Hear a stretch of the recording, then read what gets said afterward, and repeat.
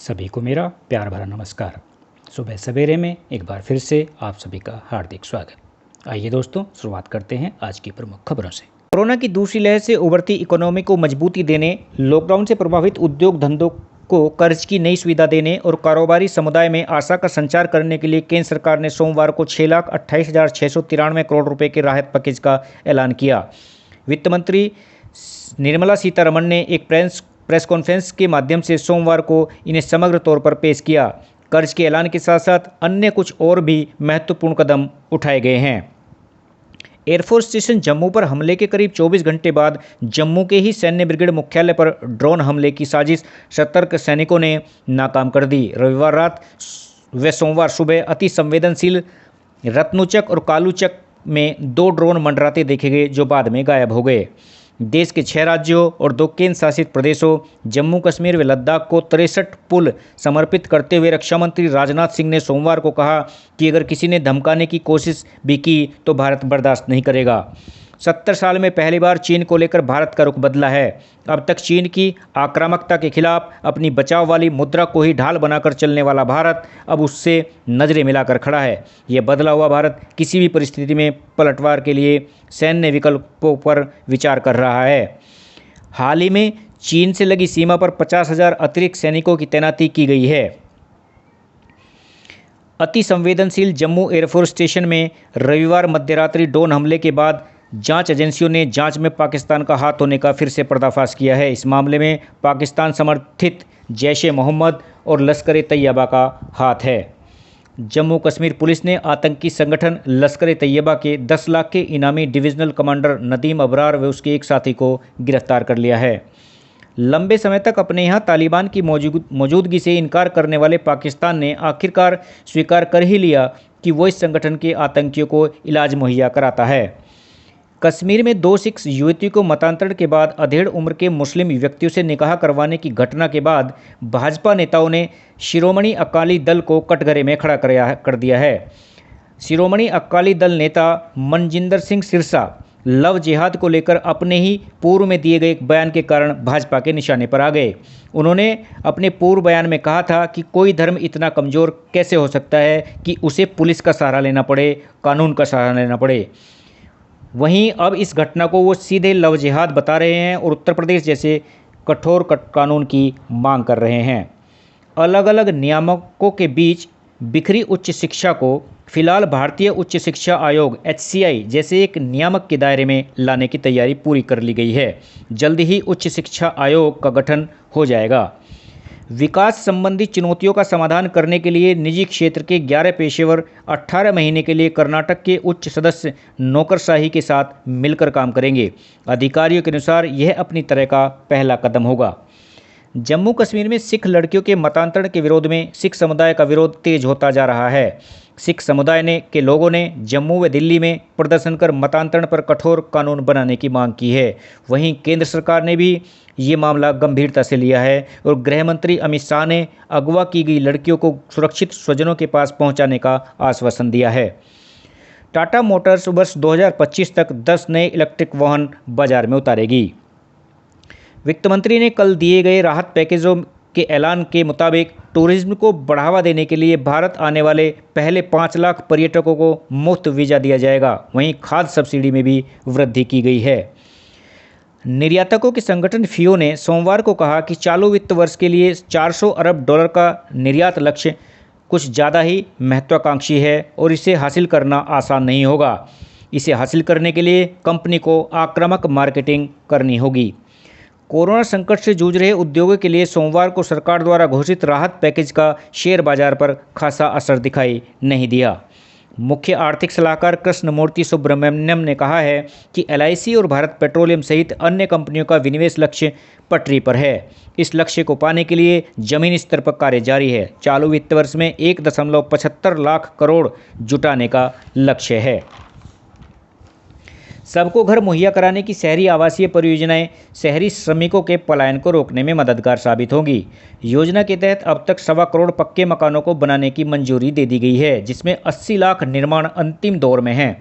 इसके तहत लगभग 2.5 करोड़ रोजगार सृजित हुए हैं। भारत कोरोना वैक्सीन की सर्वाधिक डोज देने वाला देश बन गया है। भारत ने कोरोना वैक्सीन की कुल 32.36 करोड़ डोज दी हैं। अमेरिका 32.33 करोड़ डोज देकर दूसरे स्थान पर है। वहीं डॉक्टर रेड्डीज लैब ने कोरोना की दवा 2DG लॉन्च कर दी है। लाल किला उपद्रव मामले में दिल्ली पुलिस की स्पेशल सेल ने पंजाब के अमृतसर से एक और आरोपित गुरजोत सिंह को गिरफ्तार कर लिया है। इस पर दिल्ली पुलिस ने 1 लाख रुपए का इनाम रखा था। 26 जनवरी को लाल किले पर झंडा फहराने में इसकी मुख्य भूमिका थी। दिल्ली हाईकोर्ट ने डिजिटल न्यूज मीडिया के संचालन के लिए सूचना प्रौद्योगिकी एक्ट के तहत बनाए गए नए नियमों पर रोक लगाने से इनकार कर दिया है। बेल्जियम ने स्ट्राइकर क्रिस्टियानो रोनाल्डो को एक छोर पर रोके रखा और दूसरे छोर पर आक्रामक तेवर अपनाकर गत वर्ष विजेता पुर्तगाल को 1-0 से पराजित करके यूरो कप के क्वार्टर फाइनल में प्रवेश कर लिया। 2 दिवसीय दौरे पर सोमवार को सपत्नी लखनऊ पहुंचे राष्ट्रपति रामनाथ कोविंद दोपहर में राजभवन में अपनों संग मिले तो शाम को राज्यपाल आनंदीबेन पटेल की ओर से उनके सम्मान में आयोजित हाई टी और रात्रि भोज के दौरान उनका वक्त न्यायाधीशों के मध्य गुजरा। दुश्मन देश के ड्रोन हमले रोकने के लिए भारतीय प्रौद्योगिकी संस्थान IIT कानपुर विशेष तकनीक तैयार कर रहा है। इसकी मदद से न सिर्फ हमलावर ड्रोन का ग्लोबल पोजीशनिंग सिस्टम यानी GPS हैक किया जा सकेगा, बल्कि जाल डालकर उसे पकड़ा भी जा सकेगा। डिब्रूगढ़ से नई दिल्ली जा रही 02503 राजधानी एक्सप्रेस में 10 वर्षीय बच्ची से छेड़छाड़ की गई। आरोप सेना के जवान पर है, जो कि मामला बढ़ने पर भाग गया। ट्रेन के बरेली जंक्शन पर पहुंचने पर आरोपित के खिलाफ मामला दर्ज कराया गया है। पटियाला में चल रही 60वीं इंटरस्टेट नेशनल एथलेटिक चैंपियनशिप में मेरठ की अन्नू रानी का भाला स्वर्ण पदक पर सटीक लगा, लेकिन ओलंपिक कोटे से 1.17 मीटर पीछे ही रुक गया। वहीं 10 किलोमीटर दौड़ में मेरठ की ज्योति गोस्वामी ने कांस्य पदक जीता और वो तीसरे स्थान पर रही। JEE मेन और नीट जुलाई या अगस्त में कराने पर सहमति बन गई है। वहीं Indian institute of chartered accountants of India ने सोमवार को सुप्रीम कोर्ट में कहा कि CA की परीक्षाएं कराने के लिए यह सबसे अनुकूल समय है, क्योंकि इस समय कोरोना संक्रमण अपने निचले स्तर पर है। भारत की मिसाइल ब्रिगेड में शामिल हुई अग्नि प्राइम, जिसकी मारक क्षमता 1000 से 2000 किलोमीटर तक है।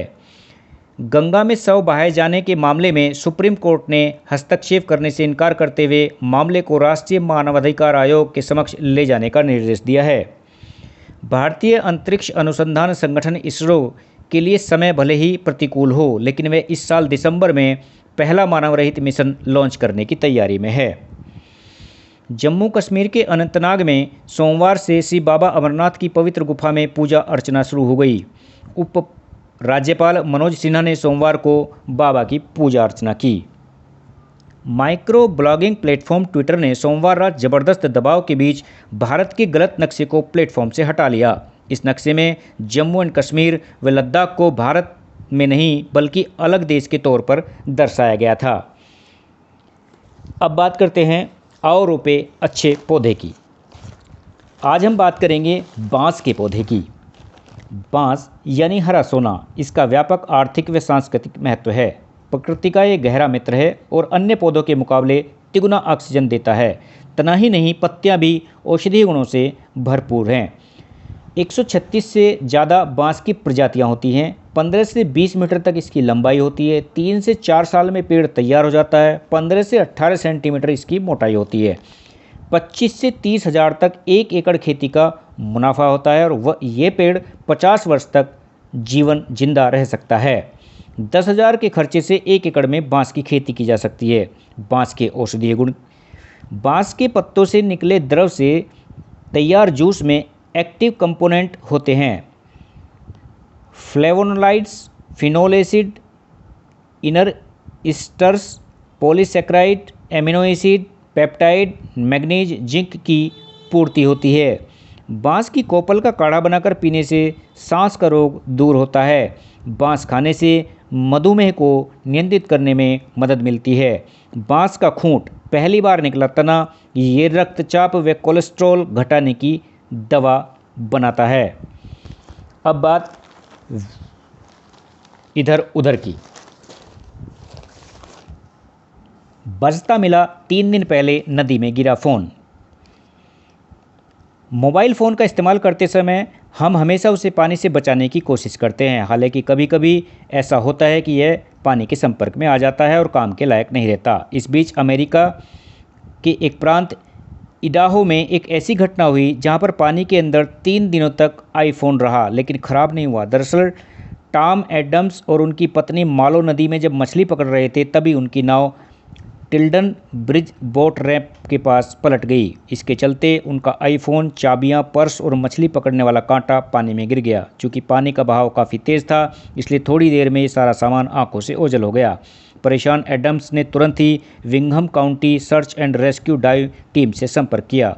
उन्होंने ईस्ट इडाहो न्यूज़ को बताया कि लगभग 20 मिनट की मशक्क़त के बाद रेस्क्यू टीम के सदस्यों को मेरा आईफोन और चाबियां मिल गई। खास बात यह रही कि रविवार सुबह उठने के लिए एडम्स ने जो अलार्म लगाया था वह अब भी बज रहा था। थोड़ी देर बाद राहत और बचाव टीम को मछली पकड़ने वाला कांटा भी मिल गया। अब बात हमारी खास पेशकश आज ही के दिन। वर्ष 2008 में आज ही के दिन थॉमस टेस बिटी ने एक बच्चे को जन्म दिया था। वे जन्मे तो लड़की थे लेकिन सर्जरी कराकर पुरुष बन गए थे। उन्होंने गर्भाशय नहीं निकलवाया था। पत्नी मां नहीं बन सकती थी इसलिए उन्होंने बच्चे को जन्म देने का निर्णय लिया था। वर्ष 1956 में आज ही के दिन हॉलीवुड अभिनेत्री मार्लिन मोनरो और पटकथा लेखक आर्थर मिलर ने विवाह रचाया था। 1961 में इस 5 साल के रिश्ते का अंत हो गया। अगस्त 1962 में ड्रग्स की ओवरडोज लेने के चलते मोनरो की मौत हो गई। और अंत में बात जन्मदिन की। उन सभी दोस्तों एवं उनके प्रियजनों को जिनका आज जन्मदिन है, जन्मदिन की अनेकों मंगल कामनाएं। आज के लिए इतना ही। इसी के साथ ही विदा चाहूँगा। कल फिर मिलेंगे नई खबरों और रोचक जानकारियों के साथ सुबह सवेरे में। नमस्कार। आपका दिन शुभ हो।